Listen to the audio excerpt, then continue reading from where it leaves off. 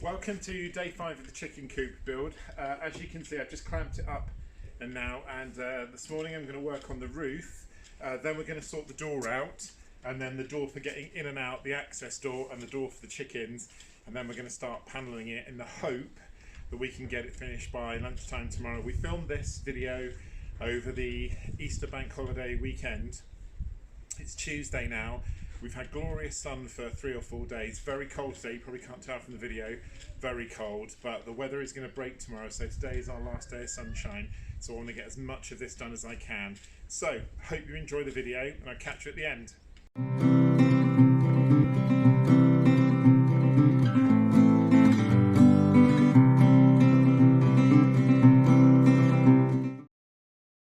So if you've been following the build series, you'll remember at the end of the last video I just constructed the sides and put the inside board on one of them. So in this video I started off by putting in the wood around the coop door.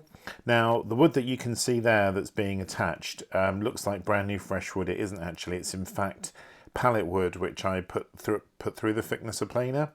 I've got a review on a thicknesser planer, the one I use, the Lumberjack, so if you haven't seen that I suggest you go and have a look at those two bits. It's a good planer, and this stage was just putting on the wood so we can get it nice and strong.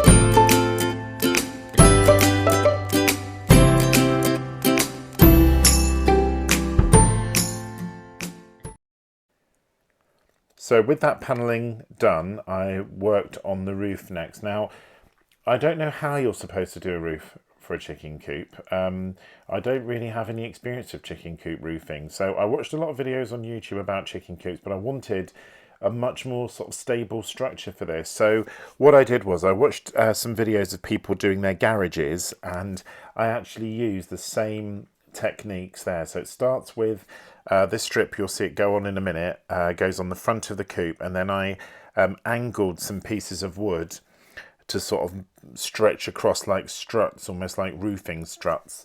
It was a bit sort of mishmash and sort of do it on spot, but once I'd got one of the structural supports going across, I obviously had a model to use as a template. The only thing I would say is it did take quite a lot of finagling on the table saw. You'll see some of that in a minute. So having made the front structure, you can see there Mrs. B's helping me. I just wanted to make sure that I got the angle right. So I checked and double checked, and I wanted to make sure this bit was exactly right, because as I said, it was going to be the model for the other pieces.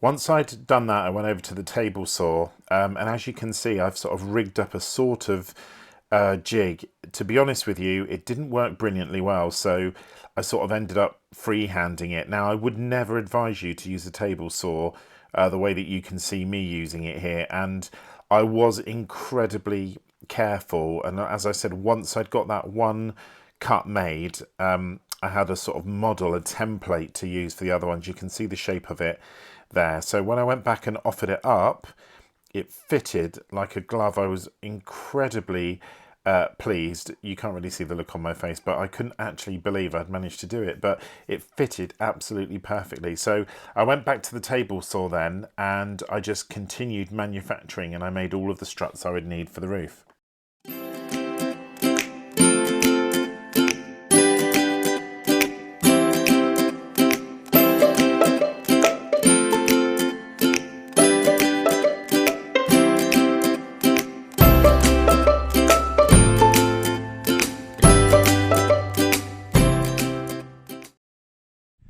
Excuse the wind and the camera wobbliness, but you can see there the roof is up. All I've got to do now is just chop the ends off and put it together, and then the roof's done. So while still glowing in the massive enthusiasm I had after the roof worked, still couldn't quite believe it, I moved on to the side. Now this is the side of the coop that's going to have the water and the drinks feeder. So again, I'm just battening it here, and again I'm just using some old wood that I had lying around. This is a sort of mixture of pallet wood and of scraps of wood I've picked up from different places, but I just got the first one on, made sure that was absolutely straight, then I used that as the model. What you can't see as clearly from here, you can see I've got it clamped up and the bits of wood that I've got on were overhanging the edges, but obviously those pieces of wood weren't being screwed nailed into the end. You can see I'm just nailing them onto the inner frame, because what I didn't want to do is obviously nail it together here.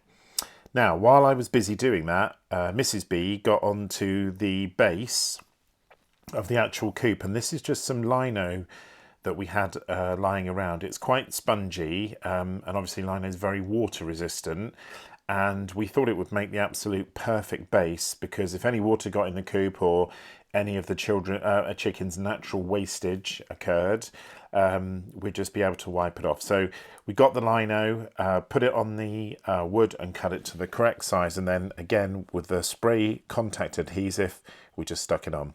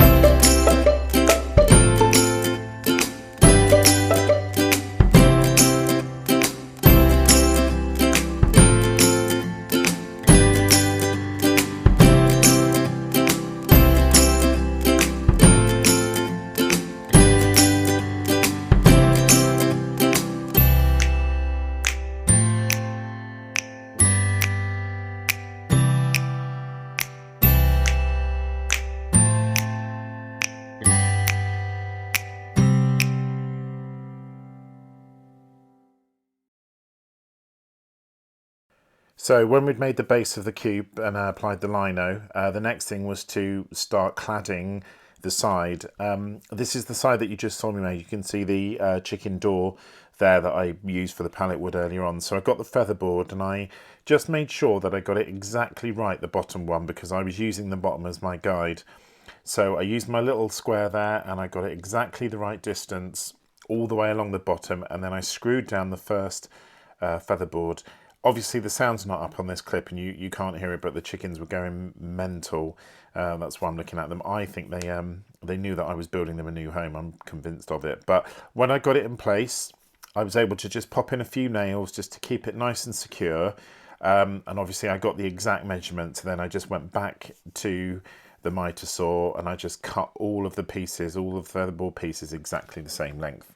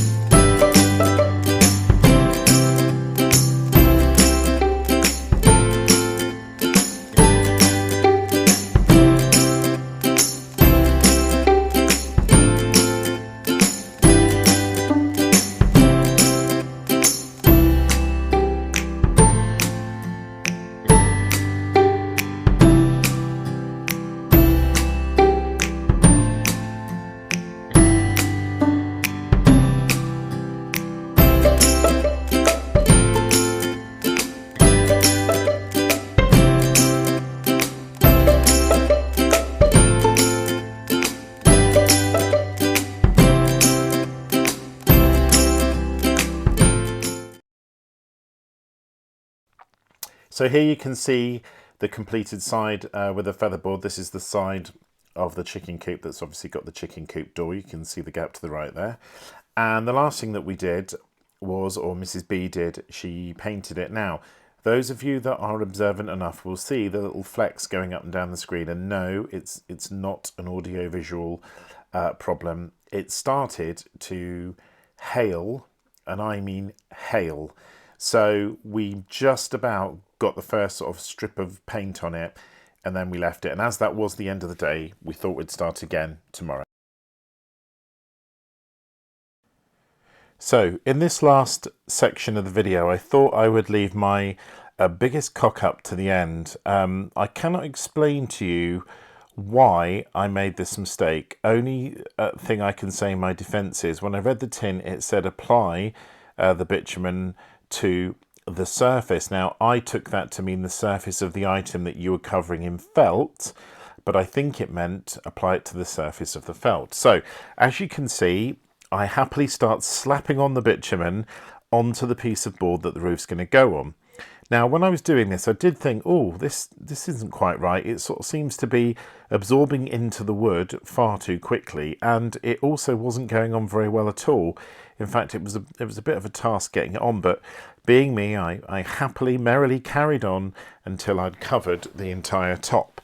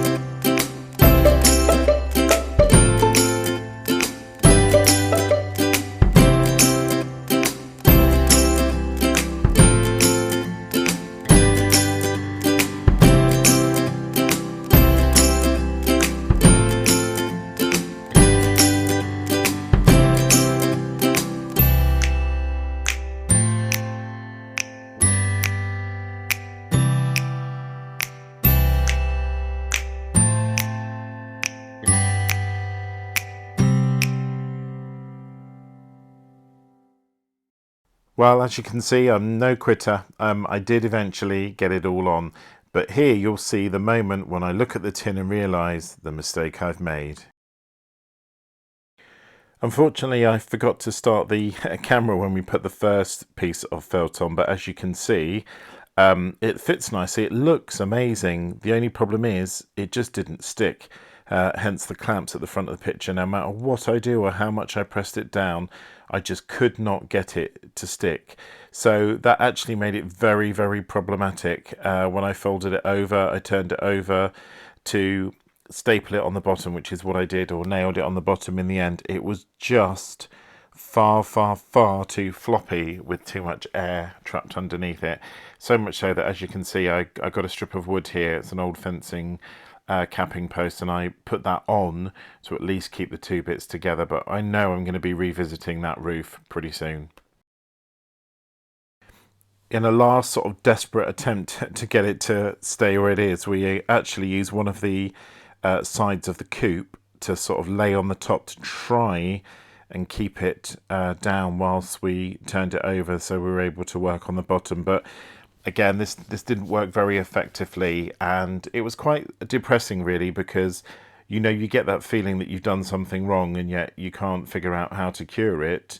So I wouldn't describe this as a bodge, but it clearly isn't the best part of the coop build. But things are as they are, and like I said, it's a bit of a warts and all. So that's the end of the video.